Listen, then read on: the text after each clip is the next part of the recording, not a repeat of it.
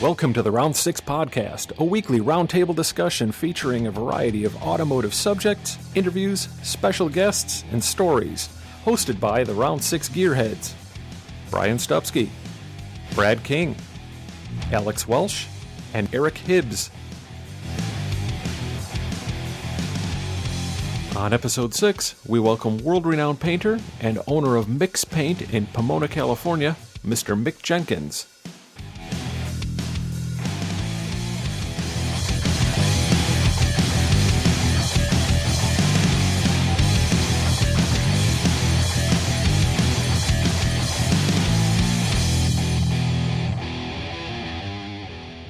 Welcome to the Round Six Podcast. I'm Brian. I'm Brad. I'm Alex. I'm Eric. And with us tonight, we're fortunate to have all the way from just outside of London, England, fresh off the worldwide tour, Mick Jagger. No, wrong Mick. Yeah, Mick Jones. Mick Jones. Right, Mick Jones. Mick Jones. No. No. Mickey David Mouse. Jones. Do you need help with that? Mickey Dolenz. Oh. Mickey Dolenz. Yeah, now it just went completely down. Wow. I think I'm going home.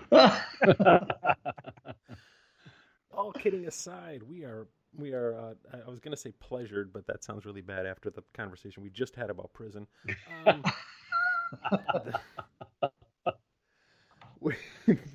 Wow. Okay. Speak for yourself, Brian. This beats last week by going sideways even earlier. We didn't even get through the intro. We're fortunate to have with us, quite possibly, one of the most talented custom painters in the universe, Mr. Mick Jenkins. Welcome, sir. Thank you. I'll put that straight before we go any further. I'm not a custom painter. I'm just a painter. So shall I leave now? He's just Well, I guess that wraps this Well, with that episode said, up. thanks for listening to the Round Six Podcast. Yeah, We'll catch you next week with a custom painter. Brad, you said this guy was a custom painter. I'm sorry. He was accustomed to painting. There you go. Yes, Oh. with a man who's accustomed to painting. And we're Guess gonna I wonder screwed why out this is for you. the lowest ever rated episode. Yeah. Thank you. So you finally taking a little bit of a break after the Grand National. I know you guys were thrashing on getting a bunch of stuff done. Are you guys kind of taking a little bit of a breather now? Not really, actually, because it's always on to the next one that was bubbling over in the background. So we're thrashing on 2 more projects now with deadlines. So Cool. What do you have in the shop? What are you working on right now? we've got a 55 Chevy that's going to be going to the Ridler next year. So that's a huge program, which we've been working on for some time. The wagon overlapped, and we pushed that out first. And then we've got we got a bunch of stuff, but that's the main one at the moment that we're focused on. And since it's a Ridler car, you can't tell us anything about it. That's right. Yeah, sworn to secrecy. Yeah. I can't show you. It's actually a 57 Chevy, but he said 55. I get you. I know where you're That's okay. at. Nobody listens to this Yeah, anymore. yeah, so. but it looks like a 56. Yeah. Right. But with 58 quarter panels, it's going to be great. And an Edsel grill. No. It's a Eleanor Mustang 55 Chevy. Oh, it's a pretty cool project. It's there's no standard bodywork left on it at all. Everything's been modified. There isn't a single piece on the car that you could replace with something off the shelf anywhere, going from the headlight lenses through to the seats, the whole body shell, chassis, suspension. Most of it's all one-off parts, which we haven't done. We're just doing the body and paint work on it. But not custom paint. You're just doing the paint. Just the paint. Yeah. Okay. So what kind of a car is it? Like a Pro Street car, or kind of more like the Pro Touring style, or a custom, or what kind of car? None of those 3 actually. It's just Really? It's just I guess I would call it a hot rod 55. It's not a pro touring car. It's I don't know. I don't know if there's actually a real pigeonhole for it. It's just a extremely worked over 55 Chevy. Is the car out of Southern California, or is it from somewhere else? Yes, it is. Yeah, it's a relatively local car. Oh, okay. Yeah. Usually you don't see as many California guys competing for that trophy. That's a lot of the East Coast guys are really, really fighting for that one. That's good to see the West Coast have some stuff. That's cool. Yeah, this guy wants to go straight to the top, so it's the way to do it. Yeah. So you guys have had this car in the shop for quite a while? Yeah, on and off. I think we probably had it 4.5 years on and off. Wow. Because every time it ged to a point, they decide they want to upgrade something else. I mean, since the first time we had it in, it's had a complete new front and rear suspension made for it, all one-off components that they've done themselves. Stuff like that takes a lot of time. Sure. Yeah, if you think about a car like that somebody's putting together for in that long of a period of time for that particular award that they're going for, I'll bet you there's a lot of direction changes. You've got to be kind of ready to make some 180-degree turns on a car like that. Oh, yeah, absolutely. I mean, they've done some incredible stuff. They've even made their own headlamps from the reflectors, lenses, housings, bezels. Wow. Yeah, it's pretty cool. Well, and when it's all said and done, will it really, you'll look at it and go, that's definitely a 55 Chevy, or do you think it'll be radical enough to where it'll kind of almost disguise itself a little bit? No, you won't mistake it for 55. Okay. For sure. It's going to be one of those cars you stand and look at and trying to figure out all the pieces that have been changed, but it's everything. Yeah, it's one of those, if you really know a 55 Chevy, you'll know it's definitely a different car. Yeah. Well, that's cool.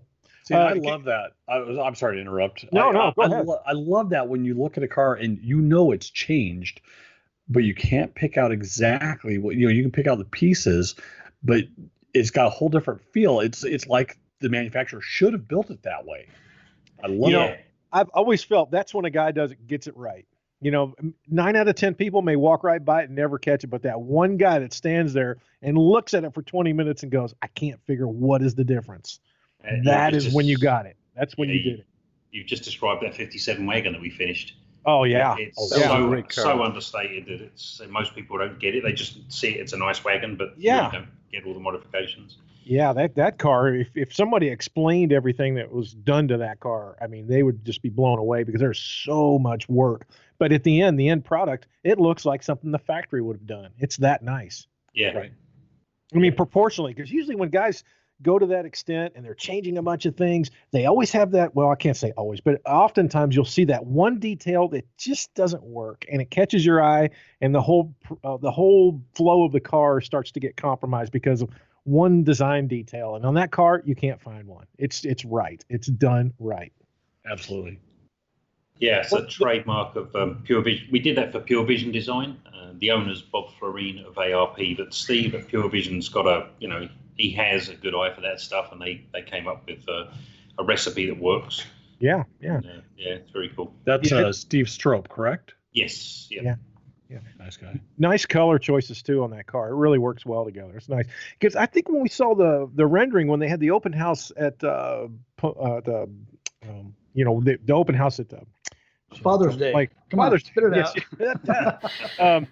In the rendering, I could have swore I remember the car being red and white. So when I finally saw the car, and I'm like, this isn't red. This is more of a cinnamon color. It's just but it's got a tinge of red in it. It's really a neat color. Yeah, it's an Aston Martin color. There's something about the Brits.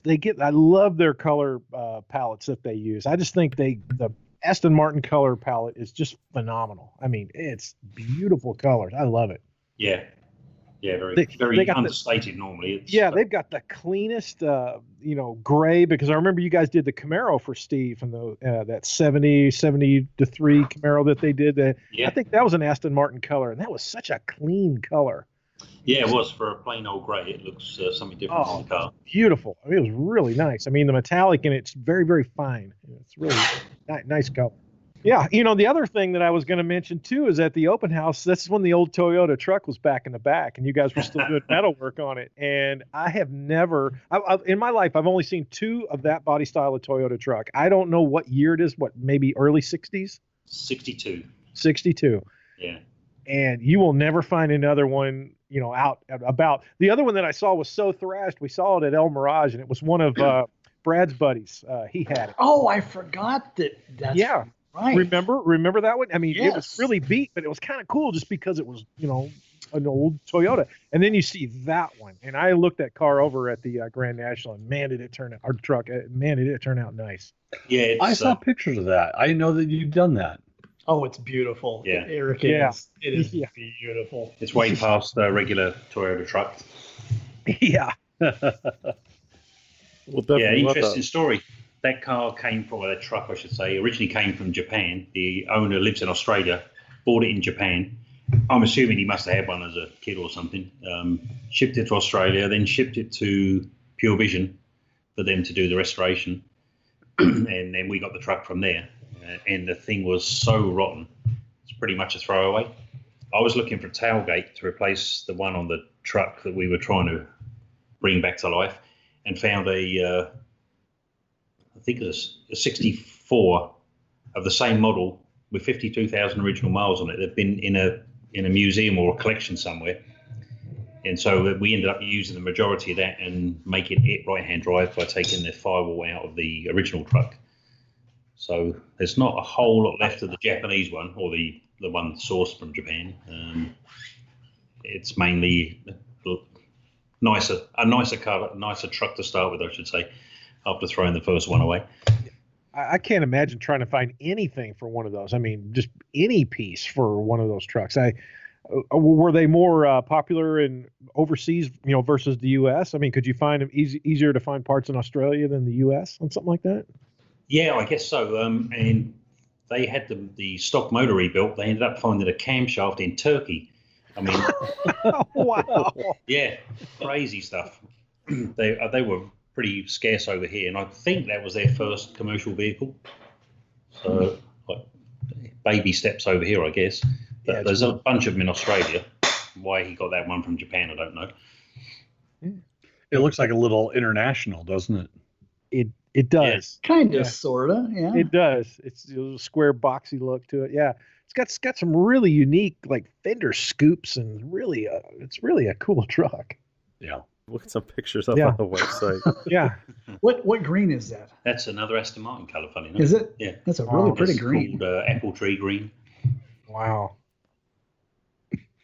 Nice. So, That's beautiful. speaking of, kind of rare stuff and obviously unusual stuff, what is unless this was it, what was the rarest or most unusual vehicle you've had the pleasure of laying some color on? Wow, that's a tough question. We've done a few oddball things. We did a semi-truck back in, early 2000 for a movie shoot. We had to paint the front three-quarter view of the truck. They went and rented a white truck, and we had to paint it black. And then they stuck chrome-plated 4-inch nails all over it for one shoot actually it wasn't a movie, it was a poster. And then bring it back, break all the nails off, repaint it white again. Sounds like a poster for Hellraiser or something. Yeah, kind of thing. Yeah, that's probably the oddest job we've done. But as far as cars go, we've done a couple in the last few years. We did a 1959 Pegaso, which was a Spanish supercar of the day. They were pretty rare. What was that yellow? The real pale yellow one. We also did, 55 Alfa Romeo Boana Coupe, which was one of one. Oh, wow. Well, actually, it was one of two. I take that back. It was one of two, and the other one was wrecked. So it's the only one left on the planet. Wow. Yeah, I saw that one. Like, what is this car? Because it didn't look like anything else I'd ever seen. Definitely very unique. Now, on the old Italian, mid-50s Italian stuff, a lot of this stuff was hand-built. What's it like to do body work and trying to get the thing to gap and get everything square? Because, I understand on a lot of them, the left sides don't match the right sides. They don't match any side. Okay. You saw that as you were working it? Well, the situation with those cars, we work for another company called Fast Cars. They do the majority of the sheet metal work, in fact, like 99% of it, and we just do the final kind of brush up around some edges. But yeah, it's a lot of work because those things, typically a car from that era, if it's had any use, it's been beat inside out to start with. Yeah. So they're hand making sections for it and panels if necessary. And some of those cars are just so beautiful from the outside until you open them up and look inside the panels, and you look at it, they're not really that pretty. I mean, they were put together. I mean, exterior wise, they're absolutely beautiful. Underneath the skin, they're not as pretty in some spots. Yeah, that's true. I mean, the Pegaso we did, it looked like a blacksmith had made it with a rock and a stick, and it was absolutely horrendous inside, and just the way it was made. It looked like it was stick welded together and smashed up with a rock. Unbelievable. Yeah. But as you say, the outside finished it's a beautiful car. Yeah, we've got a friend that does a lot of metal work, and somebody brought him an ISO. I think it was an ISO Grifo, late 60s. It ones with the Corvette engines in them. Yeah. And it looked pretty good. The owner was from Argentina. He brought it to a shop down in somewhere down in, I think, Long Beach. And the metal work was pretty extensive, so they sent it up to Bob. And they stripped it down. And I don't know who did all the Bondo work on this car, but they were pretty amazing because they built a sculpture. Once everything was cut out of the way, it was horrific. Am I right, Brad? Oh, it was a Michelangelo creation. It was carved out of mud. I've never seen anything like it. It was absolutely sculpted out of Bondo. But once they cut it all apart, it looked like the car had been in a wreck on a racetrack, and it looked like it spun and hit every panel as it was spinning. It was wadded up on every corner. There wasn't a spot that hadn't been folded up. It was a mess. It was horrific. He was doing whole door skins. He did a new deck lid skin. He needed to build a new taillight panel. Wow. And same thing. You get up underneath you look at the outside and the shape of it's just absolutely gorgeous. And you look up underneath and it's just like, wow. It's just like you're saying, it looked like it built with popsicle sticks and glue. Can we coin a phrase right here? If we ever find another car like that, especially an Italian car, we should just refer to those as Bondocellis. I love the way they look. I don't think I'd want to work on one, but I'd love to have one sitting in my garage if I was a lottery winner. I just think they're. I'd love to have one sitting in your garage because I would. Okay. You don't want a Bondo bucket sitting in your garage. No. They're beautiful. They're elegant. They look like they look like a continuation of an early '60s Ferrari that just kind of lived into the early '70s. The funny thing about this car, this ISO, this guy that had it, he was from Argentina, and he bought it probably 25 years ago, and he said, I couldn't decide between this car and a 275 Ferrari. And he goes, I just couldn't decide. I decided on this one. I'm thinking to myself, dude, that 275 is worth about 100 times what this car is worth. But, I think he figured that out down the road that he made the wrong decision. Well, but I got to say that ISO's a beautiful car. It's an absolutely beautiful car. It just doesn't have the collectability of a Ferrari, but it is coming up in value. They'll never meet. I mean, they'll never match each other in value.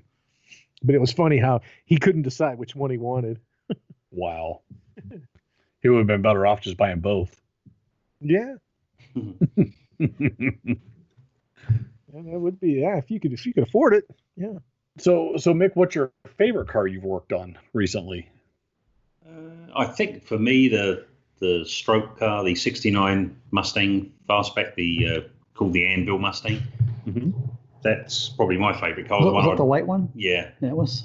That's a nice car. It was a cool car. It was in Fast and Furious, I think 6 or 7. One or the other is the one that was supposedly run over by a tank. But it's just, it's so understated and clean. But it's, yeah, very cool. That would work for me. You said that was a '69 Mustang? Yes, yeah. That's probably my favorite body style Mustang. It's got all the right shape to it. That's when we were sitting down here. We were sitting there talking to Steve at that Father's Day a couple years ago, and it was sitting in here. Are you sure it was that one, or it wasn't the early mid-'60s fastback that had the crazy IndyCar motor in it? Oh, the Martini Mustang. That's the Martini. Oh, so which one? Martini 65. Oh, okay. Yeah. Oh, okay. I know what you're talking about. You're right. Wrong car. My mistake. Has, like, 6-spoke wheels on it? I think it's the one that I want to say it won like the Ford Design Award in 2010. Yes. Okay. Exactly. It's got those Lola style 6-spoke wheels on. Oh yeah. Different. Yeah, I'm thinking of a different car, but yes, I know that car. Okay. Yeah, it is a good car. The Martini style one had 4-spoke wheels on, if I'm not mistaken. Yeah. Wow. You guys been doing your homework. Well, the internet's a beautiful thing. I'm sitting here. I studied all night long, and Eric's just like, "I'll just Google this." That's nice. Absolutely. Thanks, man. Outstanding. I'm just going to sit here and keep on patting myself on the back for coining phrases. That's all I got tonight. Did you get another one? I don't have another one yet. I'll come up with one later. I was trying to come up with a good joke for Martini and putting cars together, but I've got nothing. Well, okay, I got a question. What's the most hours you've put? I mean, this 55 is going to be one of those things. That is, but I mean, to date, the record belongs to the Packard. Good Lord, I forgot the name of it. Troy Lang car. Yeah, the red one that won the AMBR thing. Yeah, the Mulholland Speed. Mulholland Speed, right? Yeah, we had for our end of it 4,200 hours. Whoa! Which is a lot of hours here in 7 months. Yeah, Plus I'll let the audience multiply that by the shop rate. Okay, so that's metric, right? Or is that standard? Yeah. Months? Okay. Yeah, and right-hand drive as well. Wow. Man. Yeah, it's a lot of hours. But, I mean, it's a big car and it needed to be on the money. And the underside is done to the same level as the top side, just that nobody ever sees it. So, a huge project. Wow. So, like in that case, I mean, if you get a car like that you've got as much time into the bottom side as you do the top side, do you, I mean, obviously, I mean, it's a job. It's like any job. You get paid to do your thing. Do you ever feel a little bit of regret, though, for putting as much time and effort into the bottom side, knowing it's never going to be seen? Or is it kind of a pride thing? No, I love it. I got paid for it. Sorry, that's a joke. No, it's nice to be able to go, further than you would normally go, and the owner appreciates it. It's just a shame that no one really will ever see it. Even if you laid on your back, you can't see underneath that car. If it's on their display stand, which cut away on one side, you can get a glimpse of it. But that's about as far as it goes. But even the chassis and everything, it's all to the same level, all colour sanded, rubbed out, all the fender brackets, every piece of it. In a way, it's a waste, but it achieved what it was supposed to do on the day, so it all worked. I always wondered with that car, at the level of detail that it is, did they bring the chassis to you? Did you guys assemble the car at your place, or did they take all those perfectly painted parts and load them in a truck and drive them to Hollywood? No, actually, they did assemble it here because it was on the run-up to the Grand National, and so it was put together here, the final assembly anyway, and then detailed here and then straight across to the show. Wow. So, it's a lot of hours going on, a lot of round-the-clock stuff, and I think probably on average we were doing 14 to 16 hours a day, 7 days a week for the last month. Wow. So, it's by the time it's done, you kind of sick of looking at it, to be honest. Yeah, sure. Get it out of here. Yeah. Yeah, kind of. So I'd imagine that, putting together a car of that scale, that caliber, that as they're assembling it, you're going to have to touch up some things. No, we didn't actually. No, on that car, no. We left the fenders and the front sheet metal was left off the car while it was having the interior put in it. Then it came back to my shop, and we didn't do all of it. They had their team here as well, put the rest of the bodywork back on it, and everybody was on eggshells because they knew, one chip or a scratch at this stage of the game, it isn't going to get fixed in time for the show. So, oh wow, it worked out really well. Yeah. Lots of tape, yeah. tape, and bubble wrap. Well, I can imagine doing all that work and loading it up and then watching it go on a rollback truck away to the upholsters, and you're praying that, please, I hope they don't smack the edge of the car when they're putting the seat in or bump into it. Because you hear about stories like that. I remember the guys at Boyd used to talk about when they'd send their stuff over to a well-known upholstery guy, they wound up renaming him. His nickname was Mr. Chips. That's what they called him. Yeah, actually, I had a very interesting go-around. So the very first car I did when I came here, that Dan Fink Metalworks had built, and we painted it, or I painted it, actually, I was working from home then. Came out super nice, went to a well-known interior shop, and someone stuck a drill. It was a Model A sedan with a filled roof, and they stuck a drill right in the middle of the roof. It didn't go through, but it made like a proper nipple right dead bang in the center of the roof. And when the owner saw it straight away, and he said, "What the hell's that?" Oh, it came from the paint shop like that. Oh. Yeah. That damn Mick Jenkins. Yeah, I'll tell you. Yeah. Didn't work. But yeah, stuff does happen. But typically nowadays, I think with the higher end guys, we typically use Gabe exclusively if we have any say in the matter. It's those guys know how to deal with it. Yeah, and they do great work. Yeah, and they're only working on high end stuff, so they know that they've got what they've got to do. They know the rules. And I think their shop, it's just Gabe and his two sons and maybe one or two other guys. It's the same guys that have been there for 25 years. Yes. So yep. You're not getting a big turnover of guys, new guys and stuff. So. Yeah, it's pretty much a family affair down there. Yep. Which is great. Yep. What you're coming to the States? I mean, did you have a big background in paint before you came here, or did you get a lot of your apprenticeship here in the U.S.? No, I actually did an apprenticeship when I left school at a Jaguar British Leyland dealer, and was always into cars. I found my first copy of Hot Rod magazine at junior school. I found it in the classroom when I was, I think I was 9 or 10. So I was screwed from there on in. Wow. Do you still remember the issue? I mean, if you found that issue, would you buy it if you could find another one? I do have 2 copies of it. Yeah, that's good. Yeah, it's very cool. So I just got into for whatever reason, the hot rod thing got me, and it's not a big. It's a hobby over there, not an industry. Yeah. So I got into it, and then later on in life, when the opportunity came up to move here, I would. That stage, I was running collision shops for some Ford dealerships in England. Mm-hmm. But it was a great opportunity for me to come here and be able to work on the stuff I was passionate about, rather than stuff that was just a business. Yeah. And that's gone full circle. Now it's a business.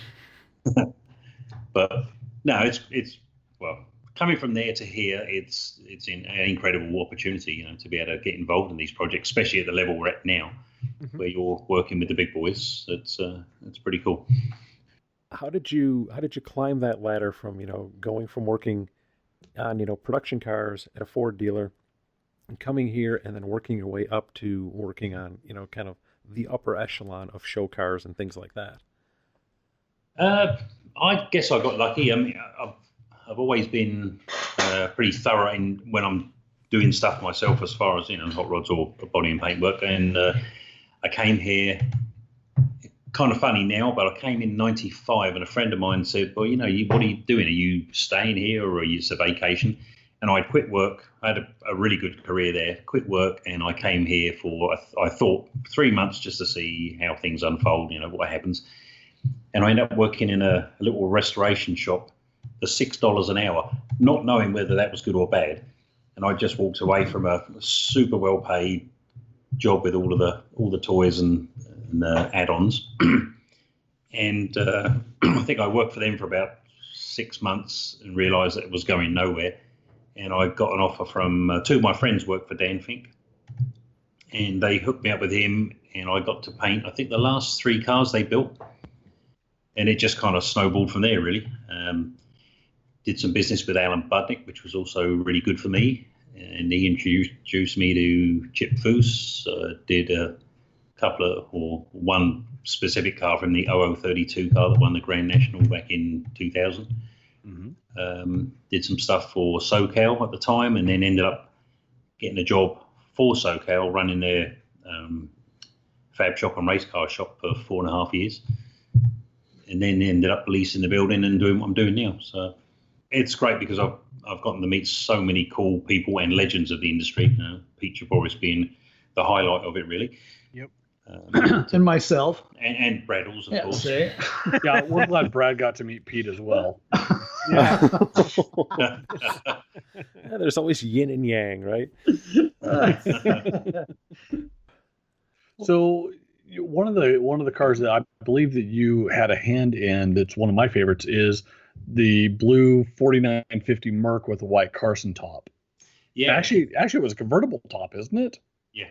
It wasn't a Carson. No, it's a convertible for real. Yeah, that was interesting. That was the second job I did for SoCal, and we'd done all the body work and prep work at my shop, and that was about the time I started work for them. So we finished it back here, and then I painted it here. So that would have been 2002, 2003, somewhere in there? No, I think actually that was 2000. Was it? 2000 I was working on it, not that it was finished. The reason that I remember that car is because it was just finished. I was down at SoCal Speed Shop, and Tony Thacker was walking me through and showing me a few things. And that car had just been finished, and it was laying underneath a plastic sheet. And he very, very gently pulled back the sheet and let me look at it. And wow, I'd never seen paint like that before, and it absolutely blew me away. Yeah, it was a privilege to work on a car like that, but you almost can't go wrong with the shape of one of those cars. It's hard to make it look bad. You've never seen me paint. I've seen some of Brad's stuff. Hey. Well, that's where you got to ask. Now, this would be a good question with two you guys who are into paint. So, Brad, what with broom would you have used to lay the paint on that car? It's a big car, probably a push broom. Use a chimney sweep broom for the corners, on the inside, hard to reach places. Oh, right on. I'm taking notes. There you go. Sweep. Chimney sweep broom. So what do you have in the wings? Personal projects. Oh, I don't know if I want to talk about that. My personal project, I have a 32 Roadster that I've been nearly building for 6 years, which is finally getting somewhere. I just had a motor gone through and built. I have a stack injected big block, which was fired up last week. Oh, so I did not know this. Ooh, so how's it sound? Does it bark? It barks, yeah. It's all a bit too much, but it's not too much. Probably not a car you can drive very far, but it will be fun when you do. Well, you could just need a bigger fuel tank. Actually, in the process, having one done. Yeah, I remember seeing that car at the open house. I'm looking at this thing going, if I was going to build one of these, this is exactly the car I would build. I mean, it's got everything I would do to one. And, the Crowder injected big block, that just puts it right over the top. I mean, that's just awesome. That was fun because I remember telling Alex about it. It's like, wait till you see this car. He's like, what? I said, we got to go find it. It's like, here it is. He goes, this is Mick's car. Yes, this is Mick's car. Yeah, Mick just moved right to the top of the list. Wow. I'm not sure about that. I just knew I had to do something to it that would make it stand out a bit, and the injection was it, really. Yeah. He's putting a big block in a Roadster is pretty cool. I mean, I think it's a stick car too, isn't it? No. Okay. No, I'm not that brave. Automatic. They might need two hands on that one.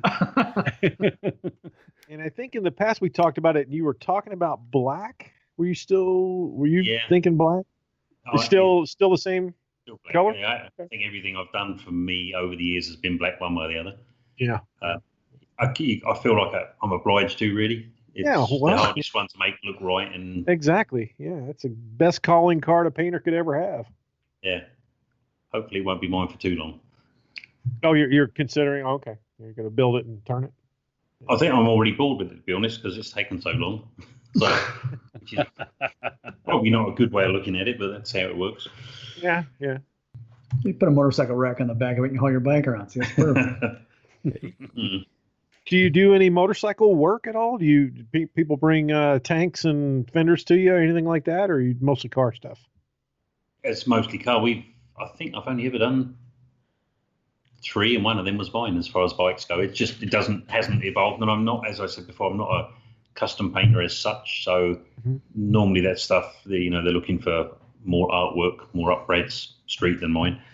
Yeah. So doesn't really happen. So how many AMBR cars have you painted? 3. So you won 3 times. Well, I only painted them. I didn't win. But, well, no, but the cars you painted won. So you won 3 of them. Yeah, the 0032 car, and then Bill Lindick's Indy Special. Okay. And then the red one. The Mulholland Speedster. So to our listeners, that's the recipe. If you want to win, you need to get a hold of Mick, and he can paint your Roadster, your Yugo, and you can win. This is kind of Yugo Roadster though. That's right. You got to cut the top off of it. You go Roadster. People are going to argue that's not a true Roadster. Oh. So, how often does somebody bring a project to you and you just it's not something that fits your shop and you turn them away? I mean, does that happen often? Yeah, it does happen. I wouldn't say it was often because we're not, have people lined up outside the door. But yeah, it's an awkward one really because you want to help everybody, but by the same token, it is a business. So I kind of tried on my business card I have fine refinishing for those that know the difference. That's a kind of a polite way of saying you can come in with your eyes open and know what you want and be able to afford it, because we can do all of it, but in reality, we're not a price level that suits most people. Yeah, it's not an Earl Scheib shop.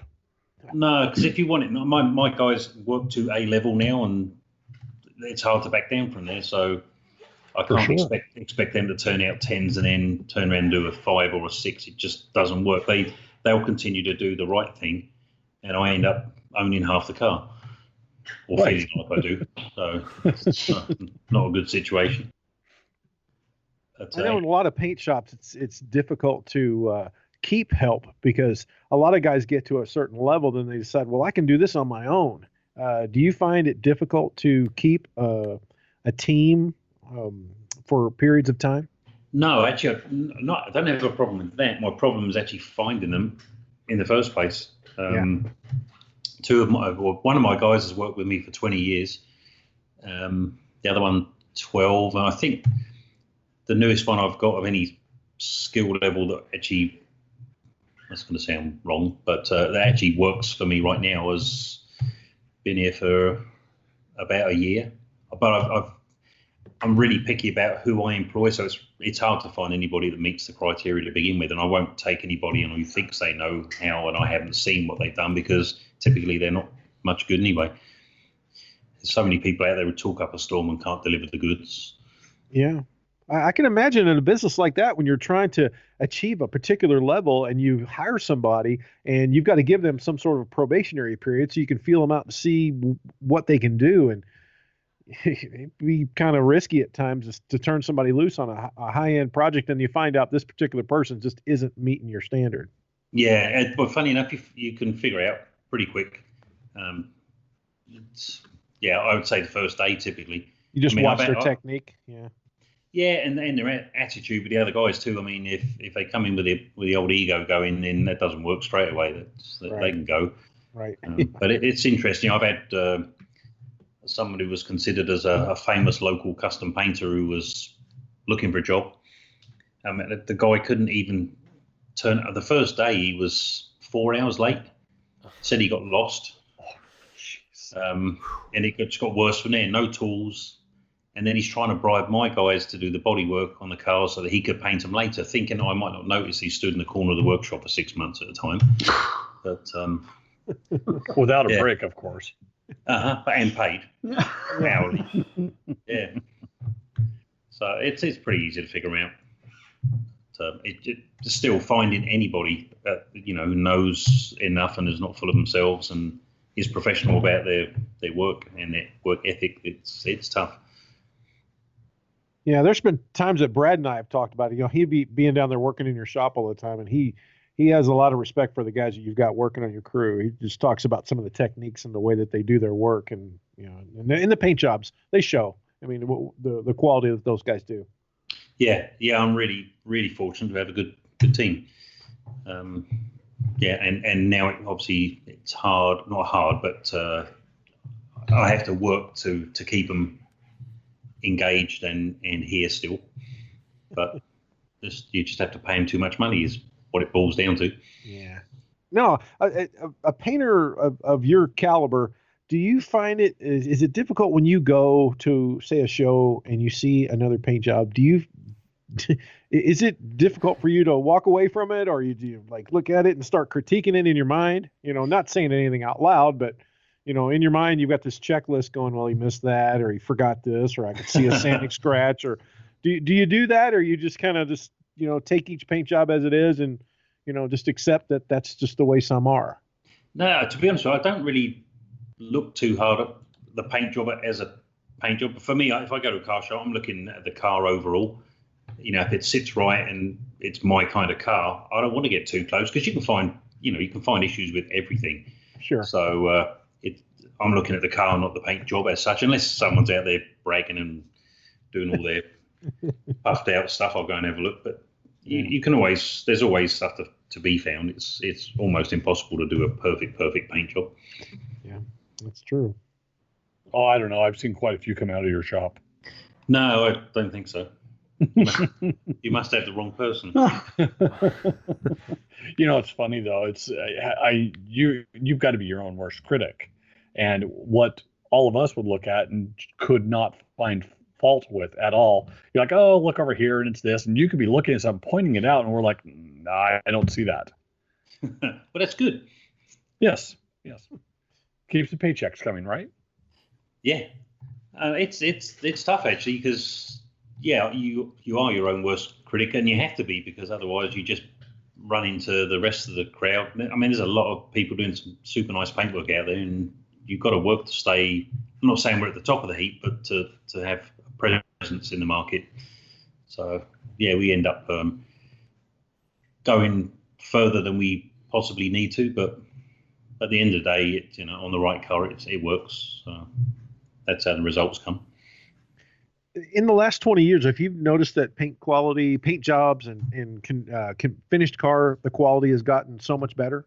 Yes, yeah, big time actually. And it's going to sound boastful, it's not meant to be, but I remember when we did the 0032, there were very few nice black cars around, and that was colour sanded and buffed underneath and everything. And when that was at the show, I mean, it knocked me back a little bit because I wasn't paying attention to much else at that level out there, and I was really proud that car looked, it's head and shoulders above most of the other paintwork that I'd seen out there.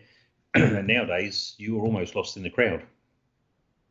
Yeah, you notice that when you go to a show, say like the Grand National, and you're looking around and just some phenomenal paint jobs. I mean, they're everywhere. Yeah. Everywhere. Everywhere.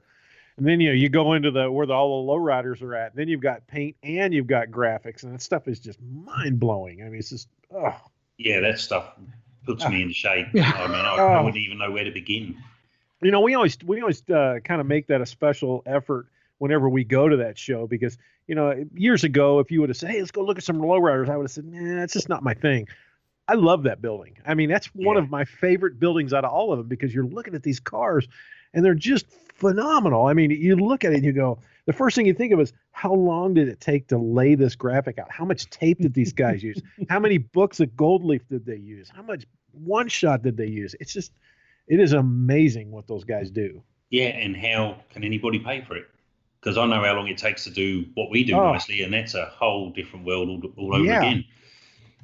All I can figure is a lot of these guys just trade work amongst themselves. One guy's a painter, one guy's an upholstery guy, one guy's an engraver. Maybe that's how they do it. That's all I can figure. Yeah, I don't know the answer to that one. Yeah, it's because there's a zillion hours. Well, then you got to think about the material cost too. I mean, yeah. Oh yeah. Whew. Yeah, because that on its own scary nowadays. Most people have no idea what it costs in materials to paint a car. That would blow most people out the door. That's a good question. In the last 10 years, what kind of increase have you seen in material cost? I don't know. It's gone up a lot, but it didn't jump at any particular stage or that I remember. But I mean, now slowly ratcheting itself up over time. Oh yeah, some of the stuff we're buying paint that's $1,000 or $1,100 a gallon. And that's just the colour, no activator, no reducers, no clear coat, just the colour. I mean, the Packard, for an example, is over $13,000 in paint and materials on that car. Wow. So what would cause a gallon of paint to be $1,100? What material in it would cause it to be that expensive? Well, best explanation I can get is the toners, really. The reds are typically the most expensive colours, and apparently it's the toner that makes it expensive. Yeah. I've heard that red is the most expensive color, and if it's got any sort of shade of red in it, it's automatically higher. Yeah, actually, funny enough, the one there's a color on a Chrysler called Mango Tango, which was like I want to say a pearl orange on the Chargers when they came out, probably, I don't know, I guess like 2012 or 14. Right on. 5 years ago, we did a Challenger, that color, early car, and it was $1,100 a gallon 5 years ago. Wow. We did, so 3 gallons of color for the car, and the guy about fell off his perch. That was, that was nothing else. $3,400 in just the color without anything else. Oh, wow. Yeah. That's not the words he used, but it's Yeah. That's the PG version. Didn't even rhyme with it. Yeah, some of the basics. I mean, just like masking tape, $5, $6, $7 a roll. Yeah. And we go through on a big job, we'd probably be going through 10, 15 sleeves of 3, inch and a half tape, no problem. Sleeves. Yeah. Yeah. Lots of tape. Yeah. A primer, some of the primers are up to $400 a gallon. Well, how's the waterborne paint compare to traditional paints as far as price? He's making a face. Do you want the PC answer or as far as the price? As far as the price. Oh, the price is actually cheaper than the preferred material. There. I'm really surprised that a lot of painters haven't just moved over the border into Nevada or Arizona to paint. Yeah, it's very tempting. Yeah, that's a sore subject around my shop. It's not just about the paint either, is it? Yeah. What are you finding as a painter the most difficult? The difference between solvent-based and waterborne? What in the work that you do, is there something about a waterborne job that's more difficult, more time-consuming, less forgiving? Actually, all of the above. It's way more time-consuming for it to dry correctly between coats, and before you were to go back in, and during the course of laying on a paint job, there's going to be you're going to get some dust or dirt in it and stuff that you want to go back in and denib and repair and spot, and that kind of stuff just goes on forever and doesn't always come out the right result for us. I'm not saying that it's not doable, but it's not a material that is easily workable. Yeah. What surprised me about it when it came out is when the silvers and the golds and the metallics of that sort came out, color matching them, because when you're looking at a color before it's got clear on it, it looks like a completely different color. I mean, it's not even close. I don't know how you get to color match an existing color that's on a fender and say you need to do a blend. I don't know how you do it. Well, there is no choice. If you're going to do a fender on, let's just say, a silver car or a door, you're going to blend either side of it, and that's that. There is no. Yeah. You have to go all the way from front to back, just to kind of get it to lay in. Mm-hmm. Yeah. Yeah, that's just a matter of course. If you tried to do the door, you'd be just screwing yourself heavily. Yeah, and it's funny thing about it, you can see some cars in traffic. You'll be driving along and you'll see a car come by, and it looks like two different shades on the side of the car. The bumper is maybe a completely different color, and it's. Yeah, that's probably someone trying to make some bonus time there. Yeah. Well, it says it's the right color, and the color mix is right. Well, yeah, okay. Yeah, good luck. Yeah. Now, if you had a paint type that you would prefer, or you prefer to spray a solid or a metallic? So I don't mind really. It doesn't. If it works and suits the car, then I'm in on the color. It doesn't really matter what it is. I mean, for my own car personally, it would be a solid color just because it suits the era of the car better. My biggest peeve really is using the wrong type of material or color on the wrong car because it's what a customer wants. That sounds a bit. No, I know exactly where you're coming from. I mean, sometimes you'll see a car that should have been solid and they paint into this strange metallic color. It just doesn't work. It just doesn't work with the car. Yeah. And when you know it, but that's what they want, it's tough because you've got to give them what they want. Yeah. But it's not the ideal way to go. How much coaching do you do in that situation? I'll offer my opinion, and I'll tell the customer, I'm going to give you an honest opinion. Might not be what you think, but I'm just going to say it, and that way you can't tell me I didn't tell you. But you can't force somebody. Sure. If that's what they've got their heart set on and they're paying the bill, then it's at the end of the day it's their car, and that's what they want. That's what they get. Certainly. Yeah, it's like a couple of years ago, everybody was in love with that whole burnt orange pearl color. It was everywhere, and everybody thought, well, I'll just two-tone this car and I'll make it tan in that color. I'll make it gray in that color, or black in that color. It was awful. I mean, I'm so glad that color has kind of faded off into obscurity because everybody was doing it, and they were just convinced that they could two-tone with that color, and you just can't do it. It just doesn't work. Yeah, and it's interesting. Some people just don't see it as wrong either. I had a customer we were doing a 32 Roadster for who wanted the car, if I remember right, he wanted orange and purple with two different types of flames over the top of it. And I just couldn't. I told him I can't do that.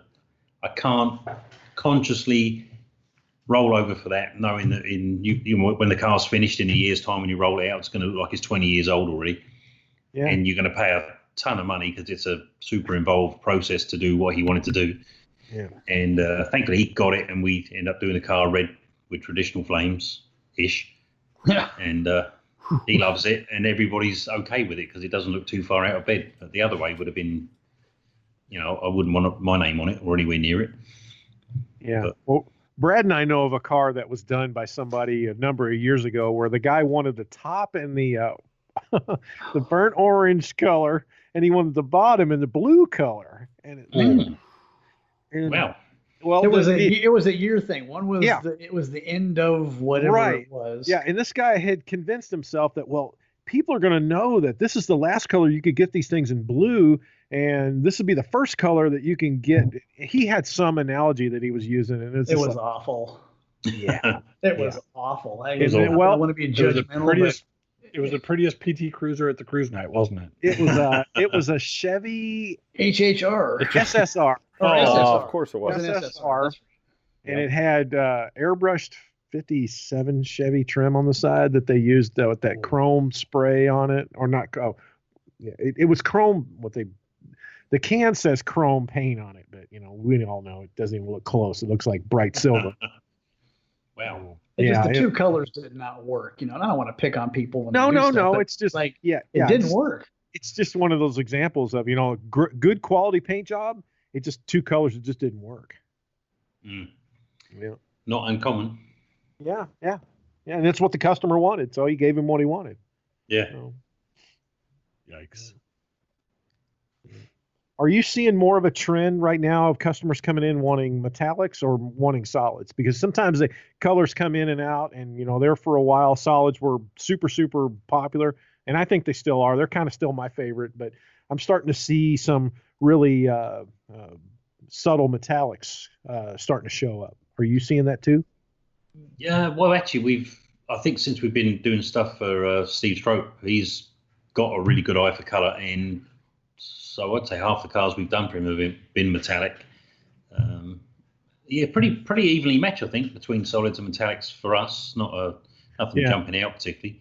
Yeah, I'm such a solid color snob that actually his cars are one of the few cars I see that actually gets a pass for being metallic. I love solid colors. Yeah, I do too. But some of his choices, like the Fairlane we did, the blue and gold one. Yeah. Mm-hmm. Not colors I would have picked, and he trumped me on that thing because that thing, it came out perfectly. It suits the backstory for the car and the era. The car got a ton of press and a lot of awards too. It was a very popular car. I saw the same when I looked at it. I'm like, I just don't know about those two colors together. So I looked at it up close and I was like, it works because it's got the whole NASCAR 60s NASCAR look to it. Yeah, and it works, because back in the day those things had exterior colors were one color, then everything inside was a different color, and all the suspension pieces and everything bolted onto it were different colors, and it actually worked. Yeah, and unfortunately for me, or fortunately, whichever way, I have no history with NASCAR or any real knowledge of it. So he's explaining it to me, and I just couldn't see it. I was like, just Oh, this was million miles before you away. guys actually put color on a car. He was trying to explain what his intent was. Wow. Yeah, well, he told me what Yeah. he just told me what the colours were, and he had, and I'm thinking, I just don't get this on any level. But now I've seen some of the cars that were originally that colour scheme. It's okay now I get it, but I was late to the party. That would be a tough one to convince somebody sight unseen. That would be a tough one. Mm. Yeah. Yeah, I struggled. I got a question, since it kind of pertains to paint, and it's always about hours. Everybody thinks, guy's too expensive. When it's just time. It's always just time. What is, if there's even a way to do an average, just to color sand and rub a car out? What are we talking time wise? Just color sand. That's to the level that we're doing them at. It's probably 3 weeks worth of work. Maybe more, just depending on what the car is and how involved it is. That's kind of a weird way to, because there's lots of variables, but I'm just kind of curious what kind of time. Yeah, I guess the easiest example, if it was a solid color on, say, a Mustang fastback, okay, I would say a minimum of 4 weeks. Okay, at 50 hours a week, just in the color sand and rub. Mm-hmm. Wow. But that's the bit that really does make the difference at the end of the day. I mean, obviously, prep work and the bodywork's got to be super straight, but the bit that's going to catch your eye first is the actual level of finish, and that is the color sanding. And that would be like with doors off. You would color sand and buff the jams, color sand and buff the jam portions of the doors and that sort of stuff. That as well. Well, if you insist. Okay. I didn't know whether that was part of it or not. Yeah, no, we do typically. Okay. We do. Okay. Yeah. Mm-hmm. But that doesn't get as much attention as the outside. Sure. But yeah, it's a lot of work, and it's hard to appreciate it until you try doing it, because it's easy to go through the motions and say, I've used all the papers 1,000 through to 3,000. But if you're not looking at what you're doing, you're not getting deep enough in and taking the scratches out from the previous paper. And then you buff it, and it doesn't look any better than a quick job. So it's a real art form. I mean, anybody can color sand, but doing it right is a completely different ballgame. It's a lot of time. I've done it a bunch, but I didn't, never done it to your extent, where it's just this never ending. It's like, this is never going to get done. Yeah, I'm not capable of finishing anything to that degree. Yeah, and then once you have, you wonder why you did. But to kind of put a level on it, one of my guys who's this way inclined counted how many strokes he does with each grip, and it's about 100 strokes over any area with each given grip. So we start at, say, the courses we start is 800, and you go 1,000, 12, 15, lost it, 2,000, 25, and then 3. So that many stages of sandpaper. Yeah. Wow. Yeah, so it's a lot of work. Oh, yeah, well. But that's the bit really is the crowning piece, if you like. If you get that wrong, the rest of it really doesn't matter. If it's orange PD or doesn't have the depth of gloss, then everything else you did before that is a waste of time. Right. That's how I justify it anyway. Well, it is what it is. It's all part of the process. Yeah, you can't shortcut it. And that's why you've got 3 GNRS winners under your belt. Yeah, especially the first one, the black one. I mean, that's the one that really got us on the map, because that car was, it was close to perfect, and being black was hard to do, and everybody knew that. So, right from there, you can't go backwards. On some cars you see guys rub out, when they're doing the color sanding, they're just color sanding it with a piece of paper and kind of working it back. You guys probably use blocks and things and shaped pieces to block at that point, don't you? Yeah, you can't do anything without a block. If you color sand anything by hand, you're going to get ripples in it. You make ripples. Okay. I mean, you'll see finger patterns. And it actually ends up translating through to the polished finish. So everything's done with blocks, and even we colour sand with stones as well, which sounds a bit goofy, but there are colour sand in stones. Really? Really? Brad's looking at me a little bit cross-eyed. Really? Wow, never heard of that. I've seen like the Yeah. little soft pads, the little, they're in different grits, but Maguire's makes sand in stones. I've never seen those. And if you want to work a surface to absolute perfection, they take every irregularity in the surface out. If you want it flat, somewhere in the process, you'll use a stone. Wow. Yeah, I shouldn't have said that. I just gave away my secret. You gave away a secret. Damn it. You want to do a mint quality paint job, you got to buy the rocks. What I meant was, Yeah, if you want go to Home Depot, get some rocks. Yeah, you gotta. If you want to do his quality paintwork, just throw rocks at it. Tell people that. That's what we do. No, get stoned, I said. Oh, get stoned. Yeah. That's Oh. what Oh, even better. Stoned with the paint job. There you go. That Well, makes the sense. secret's out. So is it? I've never seen. It's like pumice, or what is it? I mean, I've never. Is that kind of what it's like? It's what it looks like, yeah, but it's harder.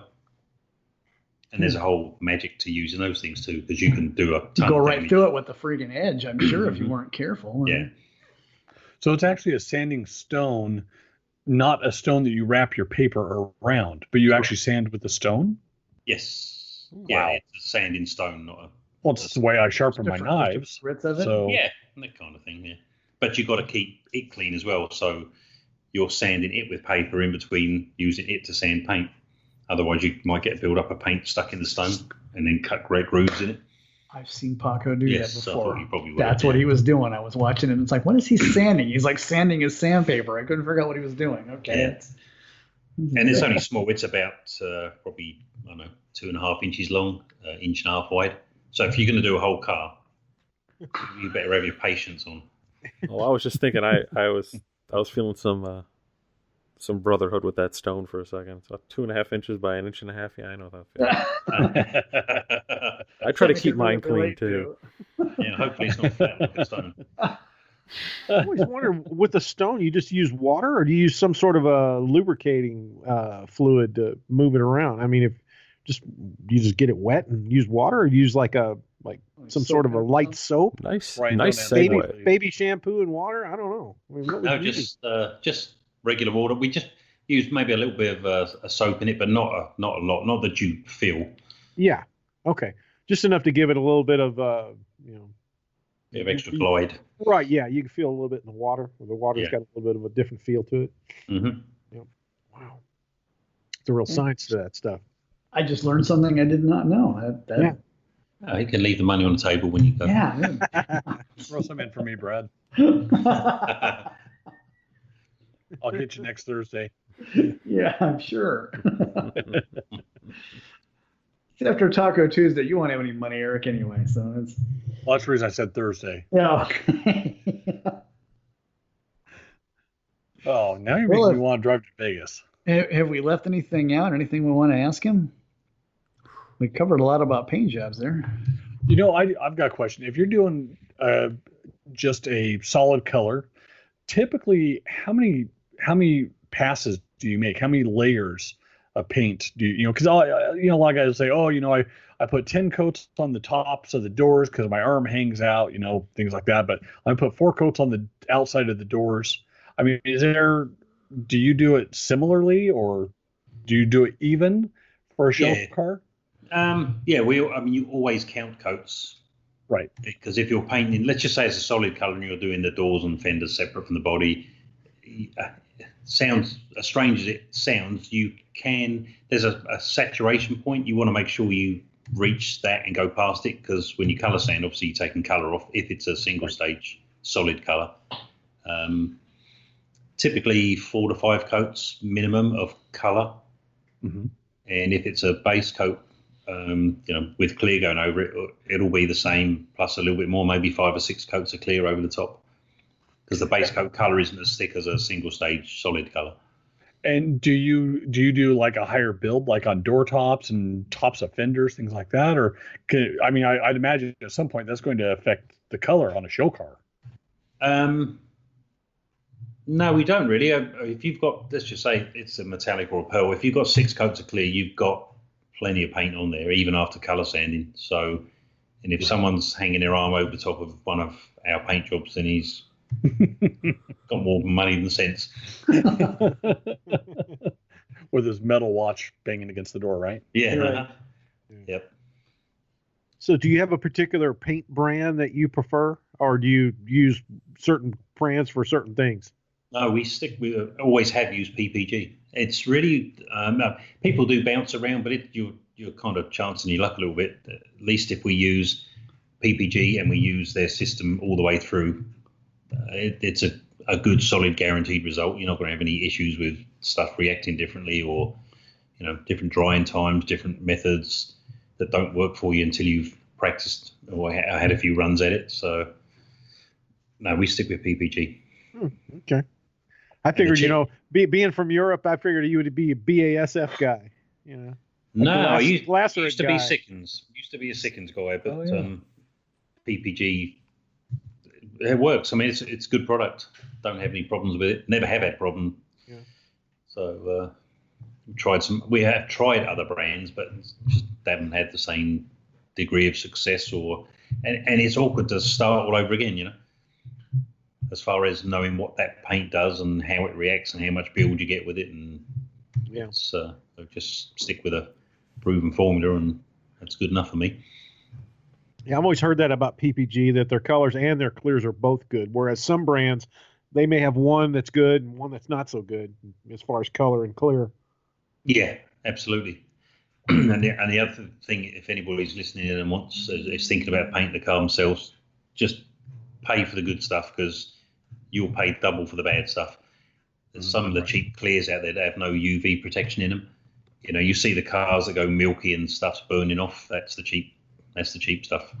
Buy once, cry once. Yeah, but I mean, you'll save a bunch of money, but if you end up doing it twice or three times, it's going to cost you a shitload more. So, right. Or if you compare clears and you pour them both into a clear glass, and one looks yellow and one looks clear, the cheap stuff looks yellowy. It even looks like in the cup it's yellowy. Yeah. But if you're doing that orange with tan two-tone, like you're going to do on your truck, it works perfect, because it gives it a burnished look. Yeah, right. Nice. Yeah. And it'll burn off pretty soon as well, which is good. Yeah. So you'll get the patina thing. I mean, right off the bat, you'll get it. You don't want to color sand that one. There wouldn't be anything left. Oh man! Said it's an honor to be taken to school like that. Yeah. I feel like we kind of walked out of here with a much better understanding, and as guys who kind of work in the field, and do our thing with cars anyways, having this much more knowledge is always a plus. I really appreciate you being so open and talking so candidly. Yeah, I'll probably shit myself in the foot here. That was shot, by the way. Probably shot myself in the foot. Oh, yeah. But the next customer who was headed for the door. We're going to edit it down to like 3 minutes. It's literally just going to be it's going to be you talking about black paint. That's going to be the end of it. Yeah. Okay, that's all right with me. Thank you very much for doing this again. Yeah, pleasure. It's fun. It was good. Truly. Anytime. We had an hour with a world-class painter. Not a custom painter. Yeah, I noticed I didn't say custom painter. See, man. Thank you. Now I did. Yeah, that upsets the competition if you call me one of those, and I'm not one. So then, okay, so we need to wrap up here, but what is a custom painter, and why are you not a custom painter? Custom painter's more someone who's doing graphics and flames and trick stuff, lowrider stuff. I would consider someone who does that as a custom painter. Okay. I just don't do that stuff. Never have. I don't have the artistic flair to be laying that stuff out. That right there is a Bradall's job. He's an artist and I'm just a painter. So just a painter. Mm-hmm. Nice. Yeah, but not a Bondocelli, so that works out good. Bondolero. Ooh. Nice. Bondolero. I like this one. Oh. Well, awesome. I appreciate you joining us, and I really hope we can have you back at some point and kind of check in on you and pick your brain a little bit more. Yeah, absolutely. Yeah, love to do it. Outstanding. Some of your techniques on how we can lay down Zolatone and color sand and buff Zolatone. Yeah, if you can figure it out. We're really going to pick your brain next time. Got I'll find it first. Except that one, you start with 80 grit and you work your way down. That's a whole That's the different deal there. Yeah. You end at 80 grit. Nice, finished, polished, Yeah. metal edge. Wow, we could do that. Why don't we make that part of our show? Have a painter's challenge. We'll see who can, cut and buff like say Line X. Line X, exactly. Nice bed liner. I'm sure he's out there. Just a quick story on that kind of note. I had a friend I sold a car to that I did back in 2000 for Buick for the SEMA show, and we put brushed wheels on it. Budnick made some brushed wheels, billet wheels, which were a bit different then, but very cool. Anyway, this guy takes it to the detailer, leaves the car there for the day, comes back, and it's got one half shiny wheel. And the guy assumed that the wheels were supposed to be polished, so he tried colour sanding and buffing up one of his brush finish wheels. Completely. Oh, that just hurts. It probably hurt him trying to do it as well. I think he must have been on there for 12 hours. With one of those little power balls, remember those silly things? Yeah. To fit in your drill? Yeah, he hadn't taken the wheels off the car, so he's been on his knees for half the day. Oh, poor guy. I want to feel He was sorry poor for him, after but he got the just- bill. Jeez. So what did Budnick just go ahead and rebrush them, or how that process is, how they do it? Probably chuck it up. Actually, chuck I it up don't in a know. I lathe. guess that's probably Put what in a he did, lathe, yeah. grab a Scotch Brite. And Yeah, nail it that's what I'm down, I thinking, would imagine. Yeah. No, they get this guy's his non-twin brother. He comes over and kneels down by the car and brushes them. And hope it matches the other three. Is that the guy that stops at every green light because his brother might be coming the other way? Is that? Exactly. That's right. Yeah. All right. Well, thank you again, sir. I truly appreciate it. We like I said, we definitely look forward to having you back at some point. And man, I think on behalf of the rest of the guys here, I'd like to thank you so much for your time and just speaking so openly and kind of answering a lot of our questions. Yeah, that's great. I'd like to say I enjoyed it, and I'll be happy to do it again. Beautiful. Yeah, if you can come up with some different questions next time. Though. Oh, we will. We'll talk about upholstery next time. We won't talk about. Yeah, we'll really throw it. Yeah, We never really cover what your favorite color is. We just we know that you paint your cars black, but we can get into that. Okay, well, I think you've got the answer already. We can rehash it, can't we? Yeah, sure. Another day. All right. Well, I think we're good. Well, thank you very much. I appreciate the opportunity. It was good fun. Thanks, Mick. Our pleasure. Our pleasure, man. Thank you, sir, very much. All right. Hey, as we always do at the end of each episode, thanks again to our guest, Mick Jenkins, who was just obviously spectacular, as you know, from listening to us. And you can find out more about Mick at mixpaint.com. On behalf of the rest of the crew here, as always, at the end of the episode, I'm still Brian. I'm still Brad. I'm still Alex. And I think I'm still Eric. And I'm still here.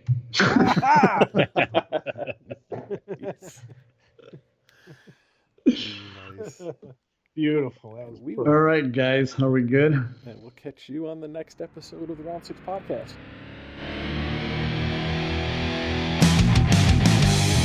Thanks again for listening, and be sure to keep up with us gearheads over on our website at www.round6pod.com. And if you'd like to, be sure to follow along with us over on Facebook, Twitter, Instagram, and YouTube. Subscribers to our e-newsletter have access to expanded content such as tutorials, uncut interviews, bloopers, and behind-the-scenes footage. It costs nothing to subscribe, and you can do so over on our website at www.round6pod.com. Welcome to the Round Six podcast. I'm Brian. I'm Brad. I'm Alex. Mick. Oh, no.